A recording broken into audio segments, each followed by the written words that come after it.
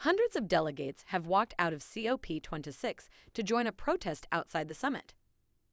Activists took to the stage to express frustration at a lack of results from the UN conference on its final day.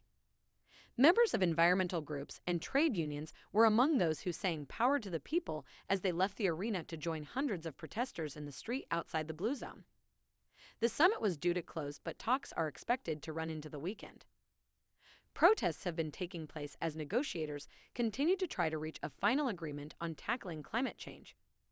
A rally was taking place next to the Scottish Events campus, where COP26 is being held in Finiston Street. Activists had been gathering there since the morning, with a street disco turning more somber as speakers who came from inside the Blue Zone addressed the crowd. One 15-year-old from Chad told how Lake Chad has dried up by 95% since the 1950s. A rally was taking place next to the Scottish Events campus, where COP26 is being held in Finiston Street. Activists had been gathering there since the morning, with a street disco turning more somber as speakers who came from inside the Blue Zone addressed the crowd. One 15-year-old from Chad told how Lake Chad has dried up by 95% since the 1950s. But despite being accredited for COP26, the teenager said she has been excluded from key meetings. She added, "No one is listening. No one is doing anything." Another speaker alluded to the weather and praised those who have braved the wet conditions. She told the audience, "I hope you leave drenched in hope." Sarah, 29, an Extinction Rebellion activist from Glasgow, was helping to hold up a sign outside the UN Blue Zone, which read, "A giant cop-up." She told the audience, "I hope you leave drenched in hope."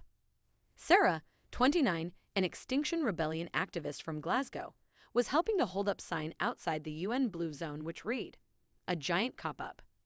She told the BBC, "We are here today because COP has failed."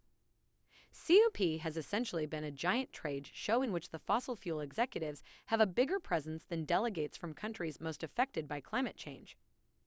It has shown that leaders, such as our own government, are content to let people suffer and let people die rather than take the action that is required. Sarah added that the solutions to the climate crisis lie outside the barricaded SEC and on the streets, where some of the most affected groups had gathered in the rain to voice their concerns. Talks went on through the night on Thursday, and a new draft deal was produced on Friday morning as the UN climate talks entered their final day. COP26 President Alok Sharma led a stock-taking session with nations representatives giving their thoughts on how negotiations were progressing.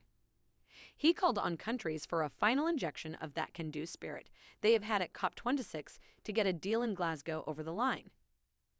Discussions look set to overrun from their scheduled finish time of 18:00 and could go on into Saturday.